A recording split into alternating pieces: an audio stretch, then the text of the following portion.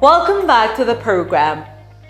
In a previous episode of First Issues, we spoke to the Commissioner of the Botswana Prison Service, Dinah Marathe, on the First National Bank of Botswana resourcing the Boys Prison Library in Moshopa with computers, books, mental stimulation games, and other material.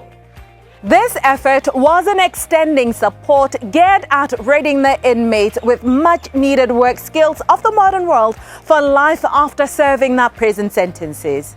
During our conversation, the Commissioner said more than anything, they are elated by the bank's assertion that should any released inmates qualify for any vacant posts at the bank, they will surely absorb them into their staff complement.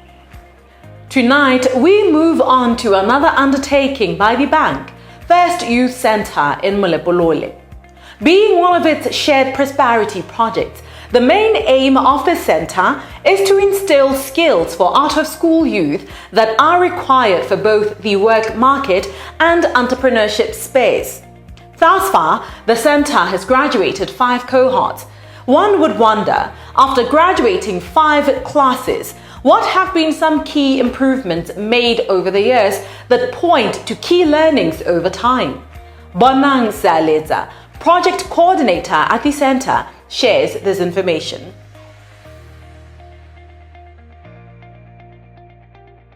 One of the introductions that we introduced for the past immediate cohort, which is cohort 5, was to give them all 5 modules instead of 4, because you might be aware that the way the program is structured, previously they were taking 3 core modules and 1 elective. That is, the elective module was to do with business planning for entrepreneurship, business planning, funding, and business modeling and pitching. Module 4 for career was in regards to job interview preparation, job etiquette and stuff like that. So we thought it's best that even if you are in the career, we give you the entrepreneurship model, because you might need it later on in life. So we piloted that with this cohort 5, and which has been a success. And going forward, they will be taking all 5 modules instead of 4. Graduates from this program are of the view that the initiative was a well-needed undertaking that they have credited for having and running their own small businesses. I run my business according to my name, just pushing a brand, Thabisa Modimo Thata, because the brand is all about me. I do public speaking, event hosting, as well as media entrepreneur in line with podcasting as well as radio presenting. I'm currently a radio presenter with Do My FM. And I'd say this business really fell upon me with the help of my facilitators at the First Youth Program, because I had a plan of going consulting because I studied international business, but they're saying, no, it comes so freely and so naturally for you to speak in front of people, and you're so confident, you don't look for the confidence, and it's something that I actually enjoy. I've actually gotten to see that business or being an entrepreneur is not always about your qualifications or what you've studied or what you see as a problem in the market, but as a person you can be a brand. What we only see is influencing, but I get to explore that there are people who use their name as a business because they explore and understand that their skill set, what they read and what they can share, and how they can pull conversations out of people who feel are shy or they feel they have nothing to say. That's actually a business that they can run with and actually make money out of. So that's something I do. The inspiration behind my business, Be Fit Foods, was from a personal experience. My mother got sick, and unfortunately we couldn't find the right food in the market for what she needed. So I ended up deciding to test out a few things, see what I can find that is organic, non-chemical fertilizer using in the market, so I can make her something. Eventually it grew into Be Fit Foods. This is an idea that I had prior to even applying for the program.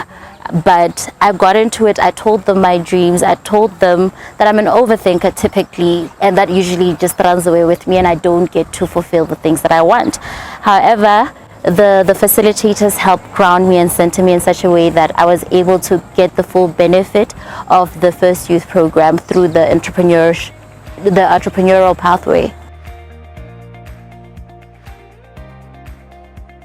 Moving forward, how is the centre going to be expanded and sustained to ensure more youth are empowered, skilled and ready for the market? I think going forward, collaborations and partnerships with other industry players. You might be aware that for cohort 4 and 5, we collaborated with Buwan University through the IncuHive incubation program, where 40 Buwan final year students took part in the program. They were incubated at Buwan. So Buwan was capacitating them on the technical aspect, and we were giving them the business side of things. This arrangement has been a resounding success, and I think going forward, collaborations is something we should look more into.